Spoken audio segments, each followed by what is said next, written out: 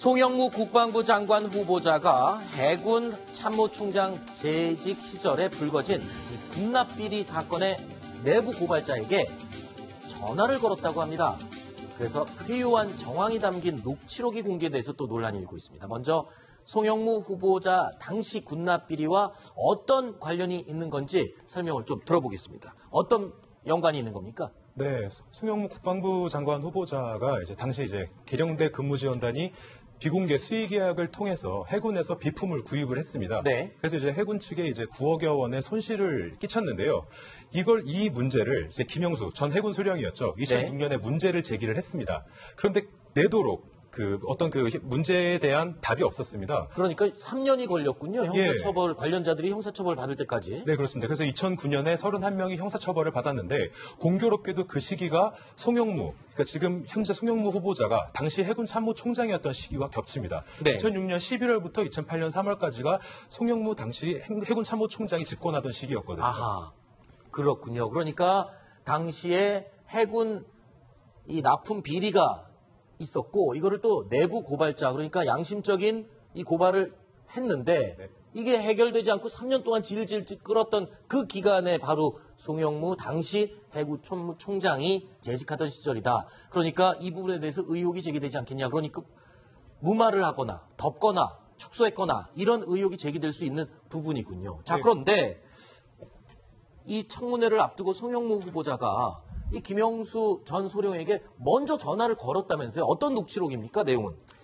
무려 45분에 걸친 거라서 내용이 긴데 간단히 주요 말만 정리를 해본 것 같은데요. 지금 지난달입니다. 문재인 정부가 딱 출범하고 난 다음에 이제 새 인물들이 막 거론이 되기 시작했잖아요. 그래서 국방장관의 유력한 후보자로 당시 캠프에 참여했던 송영무 장관 후보자가 거론된다. 이 얘기가 딱 나왔을 때 김영수 소령하고 전화를 했습니다. 본인이 먼저 전화를 했습니다. 그래서 언론에서 내 임명에 걸림돌이 될 수 있다고 하니까 내 얘기를 좀 해줘라 뭐 이런 얘기를 했답니다. 그래서 총장님은 제가 어떤 얘기를 하길 원하십니까? 그렇게 얘기를 했더니 내가 너에게 해롭게 해서 그런 건 아니잖아. 개인적으로 해를 입은 것은 없습니다. 그런 얘기를 했고요. 그다음에 나 있을 때도 무슨 진급비리 있었나? 진급을 대가로 뭔가 돈 받았던 그런 게 있었나? 총장님이 했다는 것은 아니고요. 이러면서 그다음에 일원이라도 받았으면 이 말이 굉장히 저는 인상적이었습니다. 내가 배를 가를게. 1원이라도 받았으면 내가 배를 갈게. 내가 굉장히 결백하다는 얘기를 전화를 해서 강조를 했습니다. 그 당시에는 이루어지고 있습니다. 내가 걔들을 그렇게 닥달했는데도 그랬더니 법무, 기무, 헌병까지 수사를 해야 될 당사자들이 은폐의 당사자가 된 것이다. 뭐 이런 얘기들을 주고받았고요. 난 몰랐다. 사실 이 송영무 장관 후보자가 본인이 걸어서 한 녹취인데 제가 봤을 때는 본인이 결백하다는 얘기를 굳이 하고 싶어서 전화를 한 것 같아요. 네. 그리고 녹취도 누가 했는지 모르겠지만 송 후보자도 갖고 있을 것 같습니다. 어쨌든 총체적인 것이었고 2009년에 문제가 터진 것입니다. 내부 고발자한테 그 얘기를 했고요. 나한테 제보하거나 보고한 것을 은폐하진 않았어. 나는 정말 결백하다. 보고를 안 했겠죠. 자기들의 잘못을 보고할 사람은 없으니까요. 내가 부패한 사람이다 이런 인식은 바꿔줘야 할 것 아니냐 이런 얘기를 본인이 먼저 하고 수없이 문제 제기를 했습니다. 이런 얘기를 했습니다. 그러니까 본인은 계속 문제 제기를 했다. 그러니까 내가 잘못한 건 아니잖아. 저 얘기를 하고 싶었던 겁니다. 그렇죠. 이 얘기가 굉장히 반복되고 있는 것 같습니다. 나는 결백했다. 나는 몰랐다. 내 잘못은 아니었다. 그랬더니 참모들이 잘못을 했겠죠. 그래서 이제 뭔가 김영수 소령이 이제 당시에 내부 고발자였잖아요. 그래서 김영수 소령으로부터 굉장히 우호적인 답변을 얻어내고 싶었는데 안 나오니까 계속 똑같은 비슷한 질문을 하는 겁니다. 그러니까 궁극적으로는 마지막에 그래 그럼 청문회에 가서 무슨 말 할 거야 라고 물어보니까 비리를 비호하지 않은 사람입니다. 장관님은 후보합니다. 훌륭합니다. 이 얘기를 듣고 싶었는데 송영무는 그런 사람이 아니라 점점점 이런 얘기를 하니까 저는 하면서 마지막으로 어떤 답변을 안 합니다. 평가를 못하겠다고 하면 역대 다른 총장들하고 똑같다고 얘기하는 거 아니냐 그랬더니 그렇게 생각할 수도 있겠습니다. 굉장히 시니컬하게 답변을 합니다. 결국에는 지금 김영수 전 소령 같은 경우에는 원하는 답, 송영무 후보자가 원하는 그러니까 좀 우호적으로 얘기를 해줬으면 하는 내용을 일체 말을 하지 않았습니다. 한 가지 굳이 말하자면 뭐 그 위에서 밑에 사람들이 보고 안 해서 몰랐을 수는 있겠죠. 하지만 몰랐다는 게 무죄와는 완전히 다른 거죠. 책임을 면할 수는 없는 부분인 것 같습니다.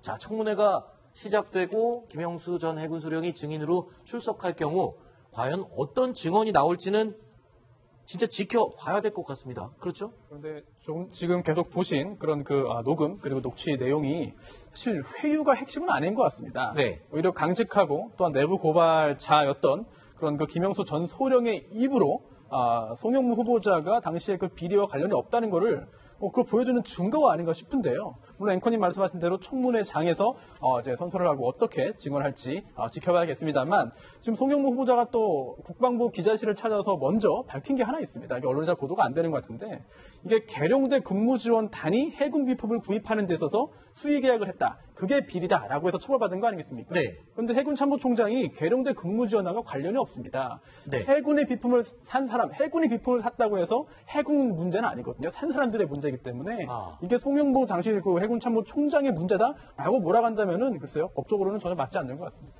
그렇군요. 자, 청문회가 시작돼야 지금 이 논란이 어떻게 또 갈피를 잡을지가 결정이 될 것 같습니다. 그런데 또 한 가지 논란이 있습니다. 지금 송영무 후보자에 대해서 셀프 훈장, 연평해전 때 그 이후에 본인 스스로 훈장을 수여했다 이런 의혹이 또 제기됐어요. 어떤 내용입니까? 네, 자유한국당 김학용 의원이 제기한 의혹인데요. 네. 1999년에 제1차 연평해전이 발생했습니다. 네. 그 당시 서해 2함대의 송영무 현재 후보자가 참모로 근무를 했습니다. 네. 직접 전투에는 참여한 건 아니고요. 네. 그래서 그 당시에 공적을 기려서 여러 사람들이 그러니까 549명이 훈포상을 받았고 충무무공 훈장에 13명을 받았습니다. 그런데 지금 김학용 의원이 제기한 의혹은 그거군요. 본인이 직접 참가한 건 아니고 그때 사령관인 박정성 사령관이 지시를 내렸고 그 지시를 전투부대에 전달을 했던 참모였는데 나중에 당시 공적심사위원장을 본인이 했으니 스스로에게 스스로가 훈장을 준 게 아니냐 이렇게 의혹을 제기했는데 결국에 또 송 후보자가 해명을 했죠. 이런 네. 내용의 해명을 했습니다. 네, 후보자는 이런 해명을 했습니다. 자신이 당시에 예하부대 장병들에 대한 심사는 했지만 그 위에 자신과 관련된 이런 장교, 상급자에 대한 심사는 상급부대에서 했다. 이렇게 밝혔습니다. 네, 그러니까 공적심사위원장의 자리에 있던 건 맞지만 내가 스스로 나에 대한 훈장 심사가 아니고 난 부하들에 대한 심사만 했고 송 후보자 자신에 대한 훈장 심사는 더 윗선에서 한 것이다. 글쎄요, 이렇게 되면 셀프 훈장이다라고 그냥 직접 주장하기에는 좀 무리가 있을 것 같기도 합니다. 청문회 자리에서 아마 확인이 충분히 가능한 내용인 것 같습니다. 그리고 송 후보자에 대해서 또 여러 가지 의혹이 제기됐었죠. 위장 전입입니다. 주민등록법 위반인데 이게 처음에 한 건이라고 청와대에 보고를 했다고 그랬는데 나중에 3건이 더 있는 것으로 추가 확인이 됐어요. 이 부분에 대해서는 좀 해명이 있어야 될 것 같습니다. 네, 그렇습니다. 이제 처음에 알려진 것이 이제 1989년에 있었던 위장 건이었는데요. 이제 당시에 이제 경남 진해 관사에 이제 살고 있었던 송영무 후보자가 대전 이제 부친의 집에 주민등록을 이제 등록을 해놓은 겁니다.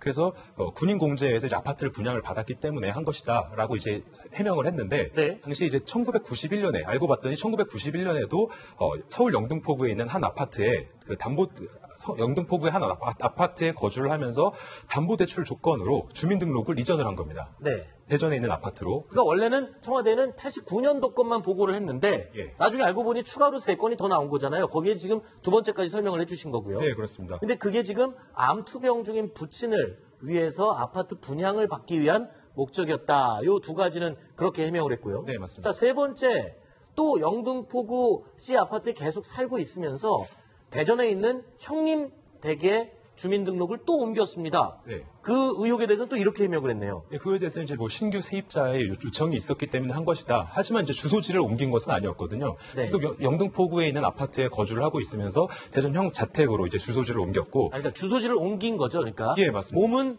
영등포에 살고 있지만 실제로는 거주하고 있지만 주소지를 형네 댁으로, 형님 댁으로 옮겼던 겁니다. 네, 다시 근데 이게 신규 세입자 요청이었다. 이런 해명이 있고. 그 다음은요? 네, 세입자의 퇴거 요청이 있었기 때문에 했다는 것이었고요. 네. 다시 한번 이제 97년에 다시 한번 이제 그 주소지를 옮기는 일이 발생을 하는데 그 문충사라고 해서 이제 순국선열인 이제 송병순 이제 자신들의 이제 조상이죠. 그 숙부님 댁으로 이제 주소지를 이전을 하는 것이 있었는데 이제 공직에 있다 보니까 이제 문중사당 인근에 이제 주소지를 옮겨 놓으라는 문중의 요청을 받고 옮기게 된 것입니다. 네. 그래서 총 3건의 추가 주소지 이전이 추가로 이제 발견돼서 이제 그 위장 전입 논란이 불거지고 있습니다. 네. 일단은 뭐 지금 보면요.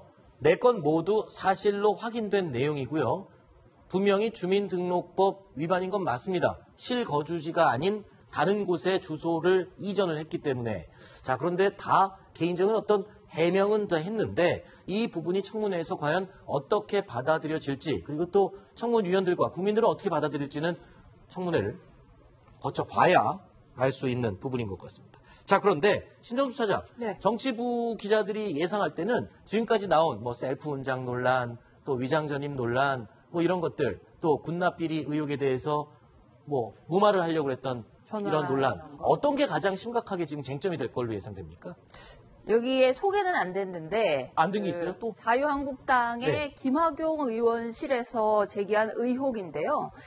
어쨌든 해군 참모총장으로 퇴임을 한 후에 방위산업업체에서 방위산업과 관련해서 고문료를 몇 년 동안 수억을 받았다, 뭐 이런 의혹을 제기한 바 있습니다. 네. 어쨌든 해군 참모총장을 지냈던 분이기 때문에 관련 정보 같은 것들이 정말 많을 텐데요. 방산업체들에게 어떤 자문료를 받고 어떤 대가에 대해서 했는지, 최소 지금 방산업체와 관련 한 3군데 이상의 연루가 돼 있다는 의혹이 제기가 된 상태거든요. 여권에서요, 방산비를 얼마나 심각하게 다루겠다고 했냐면 최고 무기징역 4년까지 해야 된다고 얘기를 했습니다. 문 대통령의 의지가 굉장히 강하거든요. 그래서 여야 할 것 없이 방산업체와 관련된 유착 의혹을 집중적으로 따지지 않을까 싶습니다. 알겠습니다.